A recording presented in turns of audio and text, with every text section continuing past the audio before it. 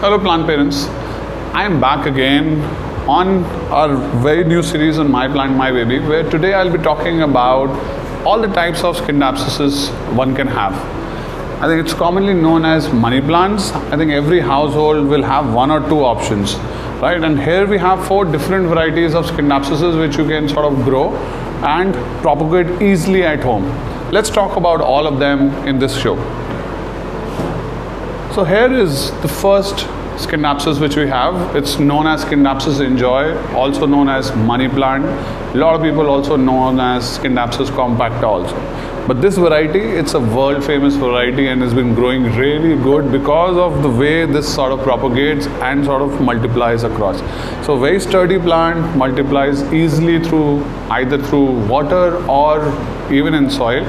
And I've talked about all of them in the previous videos on how to propagate your Scindapsuses and money plant at home. So once you have bought this, you will never have to go out to a garden center and buy again. You can actually multiply them at home also. So this becomes a beautiful piece for your center tables. It's also a very useful plant for your washrooms.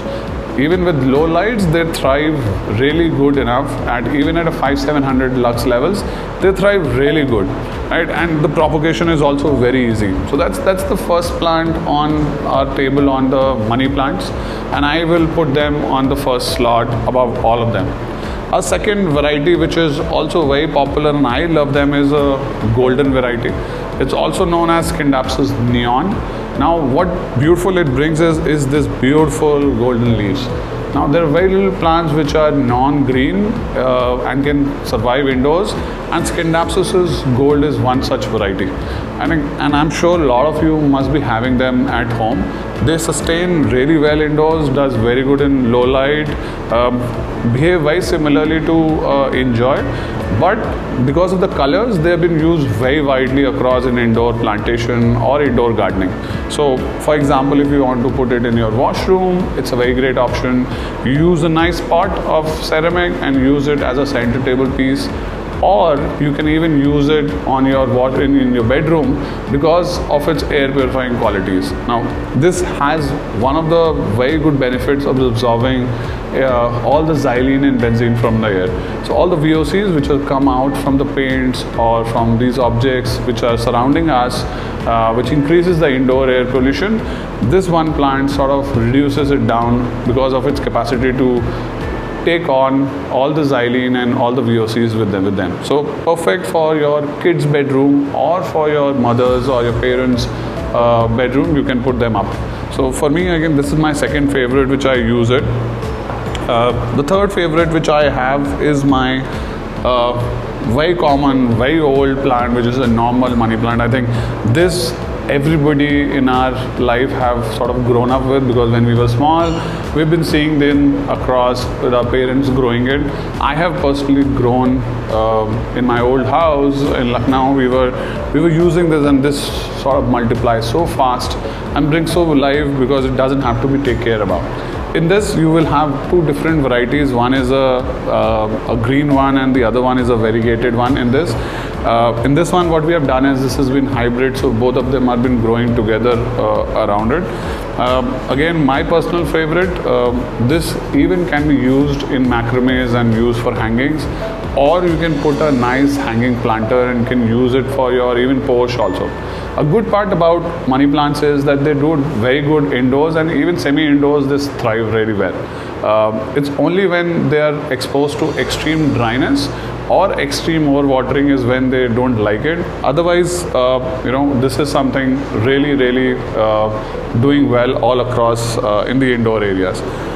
I have one more variety which we have just recently experimented, and this is a silver variety basically. It's a Scindapsus silver. It has this beautiful silver points coming in, edges coming in silver in a green one. We have been doing it for last 1.5 years and they have been doing really well. It's easy to grow, but for the propagation perspective, it's a bit hardy crop, so you will not be able to propagate so easily in the water or soil. But nevertheless, for your indoors, they behave again very similarly. So in case you have some more ethnic theme, or you have some even in a contemporary look, these are something which will do very good around. So these are the 4 Scindapsuses which we have. Let me quickly tell you about its care also, so that you can actually grow all of them at home. So in terms of the care, all of them behave very similarly in terms of the watering. They don't like overwatering, and if you overwater it, you will see some of the plants drooling down, because what will happen is if you keep watering heavily, they will have clogged hair, and that's why if you look at it, we have used pots which has very good drainage. So a lot of people say that हमारा tray खराब हो जाती है, हमारी tables खराब हो जाते हैं, but you should have a pot which is high drainage for them, because they don't like stagnant water inside. So in terms of the watering, you got to make sure that whenever you water it, you water good, so that the water goes down the tray from the planter. But the next watering should happen when it's dried down, but don't make very long. So ideally 2 to 3 times a week is something which is a good enough watering thing. Again, depending on the weathers, you can check it. You can do a spoon test around it, check the water content in it. It should not be too moist. Let it dry a bit, and then again water is what is required to put it in this, and that holds for every of the plant here in terms of the watering. In terms of the light and the placement, they have been actually performing really well in all the areas in indoors. So even at 300-400 lux, which is a washroom area, they sort of do good, but eventually the growth sort of gets slowed down. They do perfectly well around 1000 to 1200 lux, which is a good well-lit windowsill, or your areas where you get some indirect sunlight. So these are some of the ideas which we have done, and you can see it in the video. These are some areas which we have used to showcase, and if you look at how the light is falling in, these areas sort of have performed really well for all the Scindapsuses around. So windowsill with a 12 to 1500 sunlight is perfectly fine. Extremes again doesn't likes too well, so frost they don't like at all, and above 35-40, if you are taking care of the watering, they can sustain, but beyond that, you will see they will start drying it, or the tip burns will start happening in. So always make sure when you're placing it, don't take it to the extremes, and if it's going to the extremes, especially in the summers, you do the misting around, so that you create the humidity around it, and the water content is good enough. They will survive the summers. For the winters, make sure you just keep them indoors. The indoor temperatures are at 15-20 degrees, and they sort of sustain well in that 15 to 21. Another important aspect is when to repot. So all of these plants have been thriving well in this size at this stage, but let's say if you look at this one, you got to now start changing or start looking at it to a bigger option. From here, after a month or max 2, you should look at putting it into a bigger pot and look at the food as an aspect, because what also happens is a lot of time as home gardeners, we're not able to, when we buy it from our garden centers, we buy it, but we don't do the feeding. Right, so feeding is important for all of these, otherwise you will see the plant eventually dying down after 6, 8, 12 months, which happens because you have intermittent waterings, or also because you're not doing the feeding right. So for the feeding, as I always tell about, use the Basa coats. They do very well in terms as a slow releasers. Even NutriCoat does very good, or it's all available online or the NG website. You can check out these slow releasers. Always use slow releasers for your indoor plants, and trust me, the results will be really fantastic when you grow them. Also make sure when you're buying this from any of the garden centers, don't buy one which has a lot of bugs on it. So if you look at it, this is a very fresh one, and always these comes in terms of the number of leaves.